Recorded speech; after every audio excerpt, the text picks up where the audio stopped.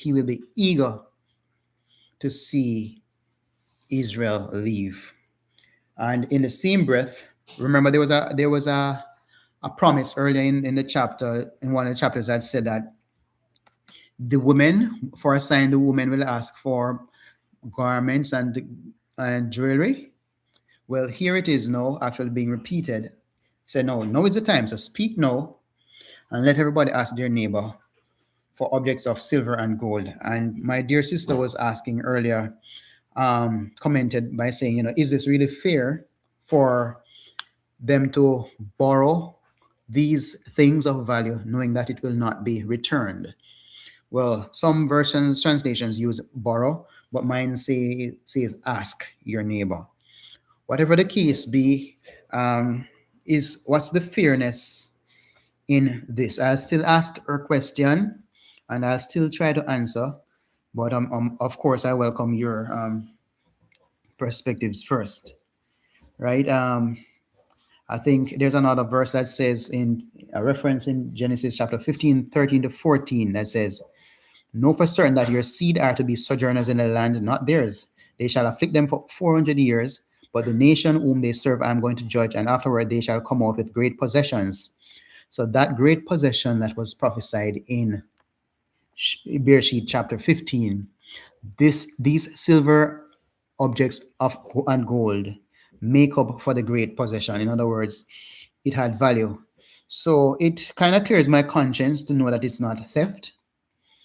And it is more like a payback for having enslaved people who were not paid or rewarded for their productivity and for their judgment. So it fulfilled a promise, right? I don't know if that explanation suffices in terms of the fairness of it. Does it? And all these things are, favors from the Creator, right? The Creator gave the people favor in the sight of the Egyptians. Moshe himself was highly regarded by Pharaoh, by Pharaoh's officials and the people. So his ratings became tall, and he didn't have to perform any more miracles to prove that he is a credible and authoritative messenger and prophet of the Most High. And, whenever I read of prophets here and prophets there, there's no man that has passed the face of the earth that is greater than Moshe and the work that he did for the children of Israel on behalf of the Creator. The same Elohim who judged Egypt, Mitzrayim, also turned their hearts so Israel did not leave empty-handed. So, blessings overflowing. Any thoughts on these first 3 verses?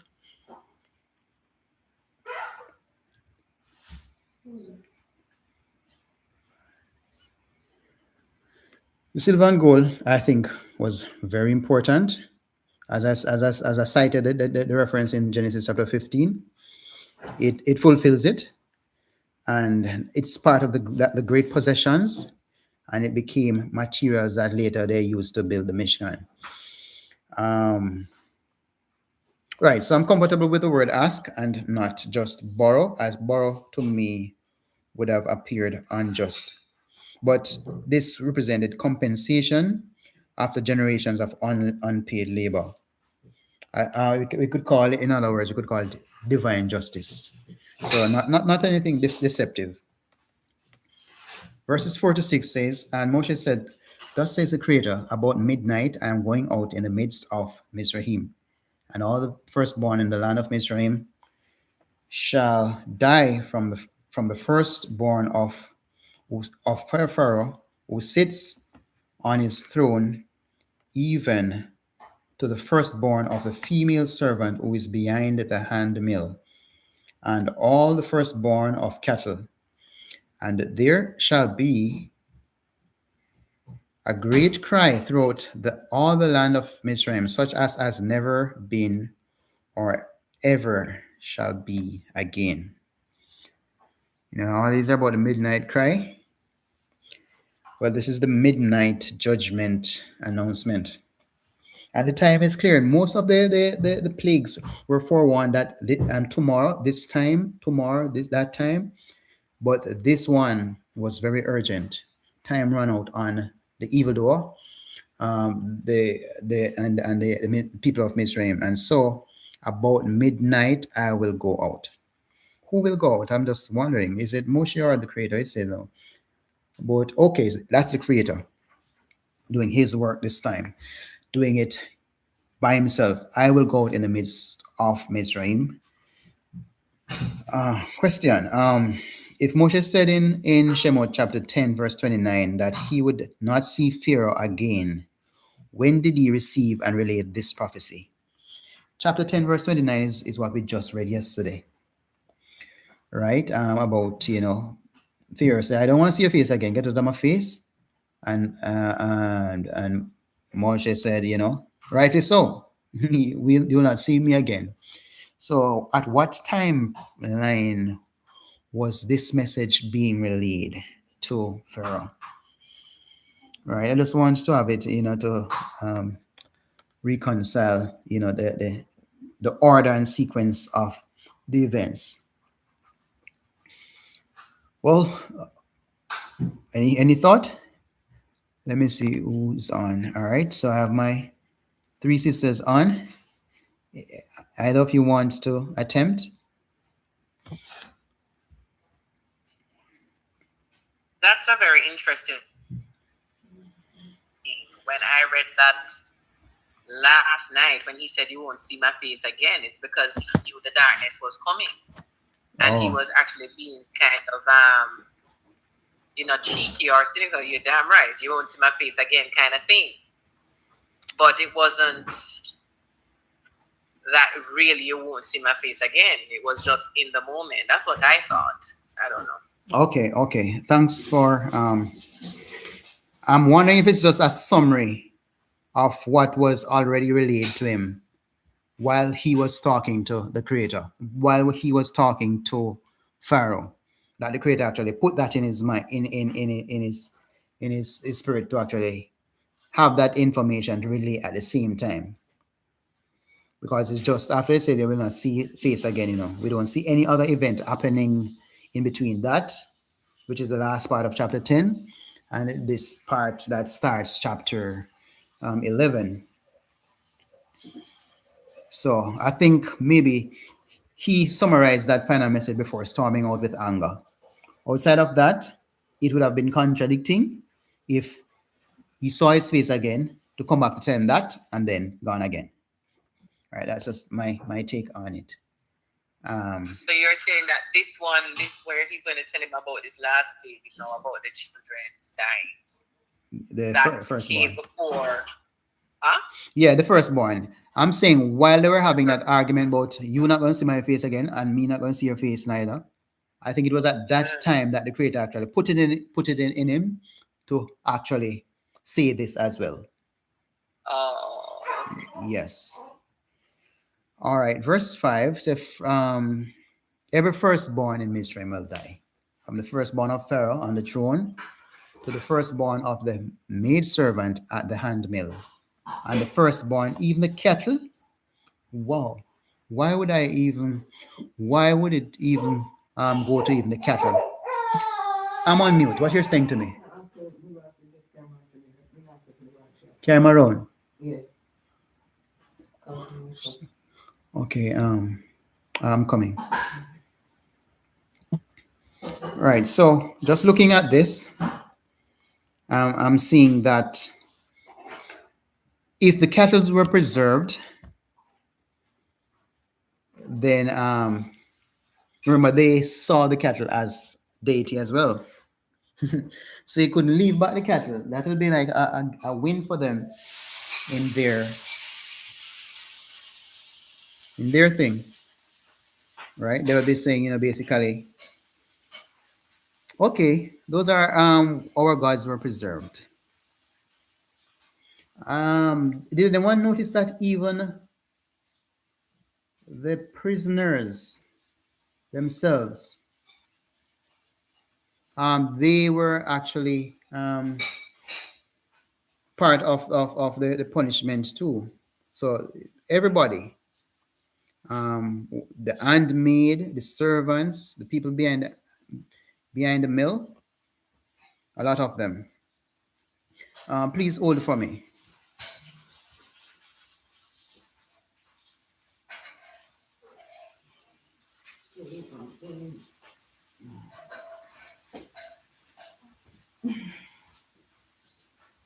Well, I'm bringing this here. Yes, yes.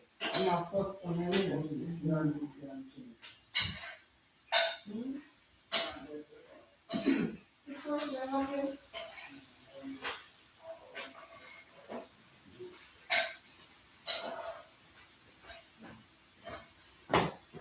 Okay, thanks. So, in the worldview, yes, so basically, the punishment for the maid servants, remember, the maid servants would have mistreated the children of Israel as well. Although there was one thought that the maid servants that helped to deliver the babies, those were Hebrews. But of course, it would not be limited to just the Hebrews. There were actually maid servants from Mitzrayim, taskmasters, and so on. And because they contributed to the infliction of pain and mistreatment of Israel and their suffering, they stood in solidarity with the oppression. And that, so it's just natural and fair and reasonable for them to get their share of the judgment.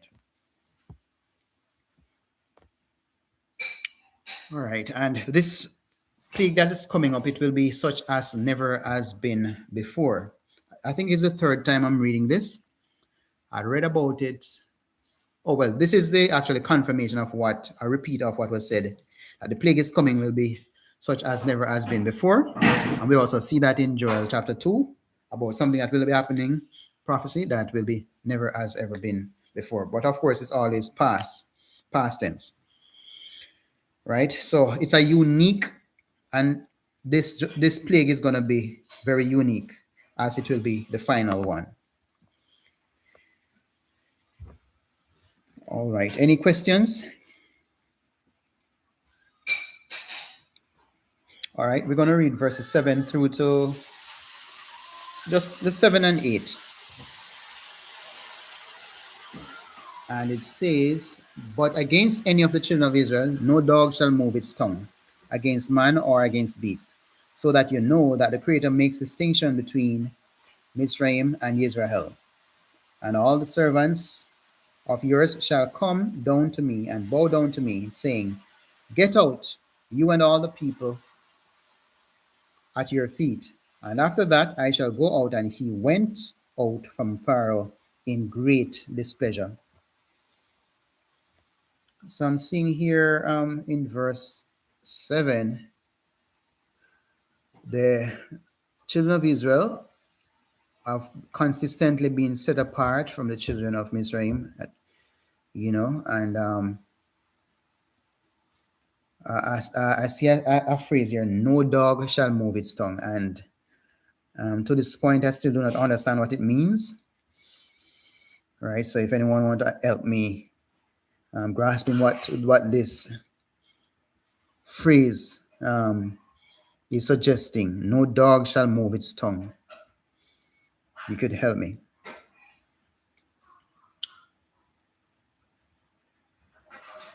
All right, we take it literally. Go ahead. No, I was saying I have no clue. When I read it a while ago too, and thought, I don't remember seeing that before. But a dog moving his tongue sounds like almost salivation. Like it's salivating. I don't know what that is. No dog shall move his tongue. So in other words, dogs, what I know about dogs, there are dogs that are mainly and largely uncontrollable, and you have a few that can be pet. Well, even if the dog is uncontrollable or with rage, once a child of Israel is actually in the presence, then that dog will not try to harm the Israelite. That dog will not go against any man or go against any beast once it is associated, or it is or the person is a representative or a child of Israel. That's the most I can make up about what that's supposed to mean. All right. But there's a clear distinction, and there's protection, precise protection. So there will not be any random or mistaken or collateral damage among the Israelites, among them nor their animals. And all of this is so that you may know that the Creator, he is who he said he is. And if he promised to protect, then he will indeed protect Israel.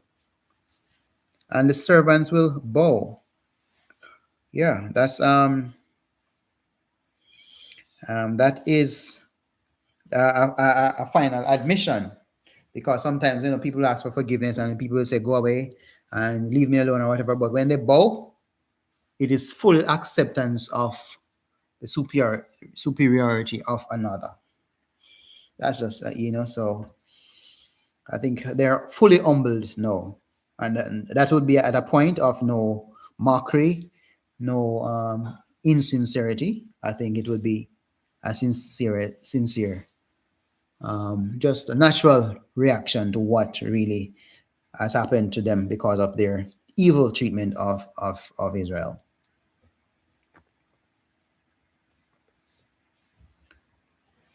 So they'll come and they'll beg, go out, you and all the people who follow you, please. Yeah, so we don't need to force things. We need to be patient, and we need to be obedient, and be patient in our obedience, that when deliverance comes, and it comes, then it will be more appreciated. There's another verse that I'd want us to quickly flip to. I think it's Genesis, Shemot chapter 12, verse 31. And that is what will happen after, because we're in chapter 11, and it says, then he called for Moshe, that referring to Pharaoh, and Aaron by night, and said, arise, go out from the midst of my people, both you and the children of Israel, and go serve the Creator as you have said. So not just the servants will be begging, but the big man himself, Pharaoh, will be begging the people to go and worship the Creator as he had spoken. So Moshe then leaves Pharaoh with burning anger, echoing the tension at the end of chapter 10:28. So I'm just saying that all this happened before what was mentioned in 10:28, where they curse off each other and say, you don't see my face anymore, and I still don't see your face anymore. So that would be squeezed into that timeline. All right, so the children of Israel, they got peace and distinction, and they must have felt calm at that time. Even the animals are supposed to feel peaceful. They know that they're not oppressed, right? And it's actually when Moses said to Pharaoh that Pharaoh will and the servants will bow down. That's a reality that matched the prediction, and it's nothing like seeing royalty bowing down, pleading for the children of Israel to depart. All right, let's read the last two verses. That's Shemot chapter 11, verses 9 and 10. But the Creator said to Moshe, Pharaoh is not going to listen to you in order to multiply my wonders in the land of Mitzrayim. And Moshe and Aharon did all these wonders before Pharaoh. However, the Creator strengthened the heart of Pharaoh, and he did not let the children of Israel go out of his land. I'm not exaggerating. I've seen this about 5 or 6 times. Yeah. He will multiply the wonders. What more wonders can be performed, having performed 9 plagues? Which multiplication of wonders and miracles going to come after this? Isn't it just one more miracle? The unaliving of the firstborn of Mitzrayim, or is there another sign and wonder? No, it's just this one, but he's saying this one will happen so that what he's done, it will multiply or add to what he's already done. The effects? It's just to multiply the wonders. Instead of giving them 9, now you give them 10 or 11. Okay. Thank you. So it could be that, and I did some other reading, and do you remember that after they left, there was another sign that happened? Who can think of that sign? After the death of the firstborn, that is one, right? But what happened after the death of the firstborn? Did something else miraculous happen? Yes, the splitting of the red of the sea followed. Right. That was miracle. So that is 2, right? Also, after it was split and the children of Israel crossed through, Pharaoh and his army went in, and then the sea stirred them up. So that will be a third wonder. And of course, when they go in the wilderness, there will be many more, but they wouldn't see those other wonders. But in terms of what other wonders that will be performed in the land of Mitzrayim, I'd add the 2 sea ones to it too, as well, in addition to the firstborn. But so with all this, Pharaoh hardened his heart, and he did not let the sons of Israel go out of the land. Right. Very sad to see a leader so arrogant and being so pompous at the same time. So we see. Brother, may I just say something? Yes, please. I am cautious about the leader being arrogant wasn't his choice. It's the Most High had him at. So the question I have is, in the same way he chose the Creator, as it is reported in this book, is hardened Pharaoh's heart to convince the people, the Egyptians, that of his wonders, which is what he keep on saying. I'm going to harden his heart so that I can multiply and convince him that how powerful I am. That's what I'm rephrasing it. Okay. In the same way, he had to harden he hardened his heart so that he could impress him or show, how the multiply the wonders, which is what it says. Wonders may be multiplied. Why couldn't he have impressed him using just the one wonder? In the sense he's in control of Pharaoh's heart like that. Mm-hmm. Why couldn't control him heart? So that it only took one wonder for him to be wooed by the Creator's power. I had to go to 11 and make the people them suffer. Yeah. We have one problem with this, Okay, so acknowledging myself, I've been listening. Welcome, my brother. So how would you respond to the desire of Pharaoh himself, who doesn't want to release the children of Israel, irrespective of all those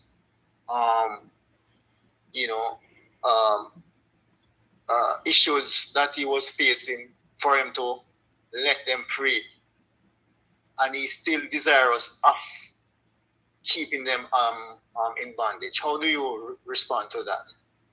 Well, as I said, it was the Most High who actually did that. On each occasion, it said that he hardened Pharaoh's heart. But the Most High allows your desire as well. No, but it didn't say that. This one didn't make it seem like it was Pharaoh chose to harden his heart. It said from the outset, from the outset, Pharaoh is the one who placed them in bondage. Yes, I get that. So Pharaoh had them in Egypt and decided to keep them in bondage at all costs. Yes, he was naturally a stubborn person, and even though we see suggestions that the Creator had in Pharaoh's heart, it is natural that if you're a leader, no world leader is going to give up his power because a man turn up and say and let people go. So I believe even after plague 1 and 2, it could have been Pharaoh's natural stubbornness and disobedience, right? Even 3 and 4, it could be that he still thought that genuine negotiation could really work, right? And we have to remember, each time when I think about the hardening of the heart, I'm thinking about that he would have done many wrongs before, and so it must be seen and the lesson must be taught that wrong people who do wrongs must be punished commensurate with the wrongs that you do. Right? So that is just my take on it. Maybe the first 5, it was his naturally, but because that's mentioned so much time that the creator hardened his heart, then we have to admit that he intervened in it too, and that is the problem we have. That's the part we have a problem with, right? That's the part I have a problem with. I'm wondering if it really goes so. It says that the Moshe hardened his heart. Maybe Pharaoh hardened his heart. Maybe it's the interpretation of the writer. Yeah. Maybe it's the interpretation of the writer. I think Pharaoh chose to harden his heart, and the Moshe allowed it. Okay, it was a choice. Okay, all right, good. I want because that was what I was trying to put across, but yeah. Choice. Because just not to deviate too much, but to say even take for example the situation with Cain and Abel. When he decided to do what he intended to do, and the Creator said, sin is crouching at your door, just paraphrasing, do the right thing. Obviously, he did not interfere with whatever decision or desire that Cain had. Exactly. Yeah. He allowed it. After that, now we ask him for him.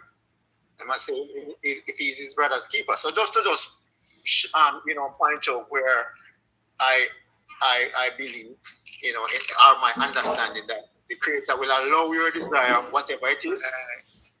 Yeah. Okay. Yes. It's called free will, right? And he having made a choice, it was actually used as I want to put a spin on it, so that the nations, so that Mitzrayim 1, Israel 2, and the nations 3 will know who the Creator is. And the other gods as well. The other gods, because it was about the other gods also. Right. And in addition to that, and the other gods, that's 4. And also that future generations like me and you will have a thick testimony of his power and justice. And it was not just one isolated event. Right? He disrespected so much, and he must be made an example. So that's why the wonders multiplied. But it's a combination of wonders and two, because the snake and all those things, Yeah. But something like this, you'd want it to reach just Star X News and Dina. You'd want it to reach CNN and BBC as well, right? All of them. Yeah, especially if it's something for the world to benefit from. Yeah. Right. And in the last part, in the last verse, it says Moshe and Aharon did all these wonders before Pharaoh. Remember, we were wondering why Aaron started alone, was doing the first part, and then later we see Moshe start doing some. Well, this put it in perspective and said, look, man, this was done together, right? Together, right? And I don't think anything was done without the other being involved in it anyway. And, so that is the summary to remind us that this confrontation was not a solo show or one man did that thing. It was a shared calling with both brothers, faithfully carrying out the Creator's signs and wonders. Right. Yeah, man. So we're at the end of chapter 11. Yeah. All that glory goes to the Creator, though. Indeed. Right. So just to wrap up, the chapter included the final announcement, and we saw where the release was to be with great possessions, and the timing was midnight. So everything answered, every question answered, and even the animals. And there was a clear distinction for Israel, and the signs would be multiplied, and the wonders would be multiplied in Egypt, and this will set the stage for the Passover night. How are we coming on with our plans for Passover now that we're through the chapter? Right? I'd like to, know, if we have plans in place, and if there's a possibility that we can have the Passover together, or we need, or based on where we're at with our studies now, we want to study through the entire thing before we make any move. Because I suspect that, while we study, we get some questions that we really can't answer, right? And sometimes it might be a case where, because it can't answer, we might wonder if we need to continue this. But I'm saying I think we should continue, because maybe the answers are in the other chapters, in the other books, and the other verses. Yes, sir. So we should be observing it. Well, it is well, when we read 12, it will tell us the 14th day of the first month. Yeah, but using the Gregorian calendar. Yeah, well, that date is gone already. Because we still will have to exercise the Gregorian date. All right, I'm going to answer you tomorrow night, because tomorrow night actually has the chapter that tells me when the month starts. And you're going to have sheep or goat? I would have both. Right now, that long time I don't eat any meat. It's a year since meat has touched my mouth. And even though last year my body didn't receive it, it brought it back up. I want to try it one more time to see if something can really go so. I'll have it again this year. The only thing I'm sure about is the unleavened product. I won't be eating any leaven. Okay. Understand. All right.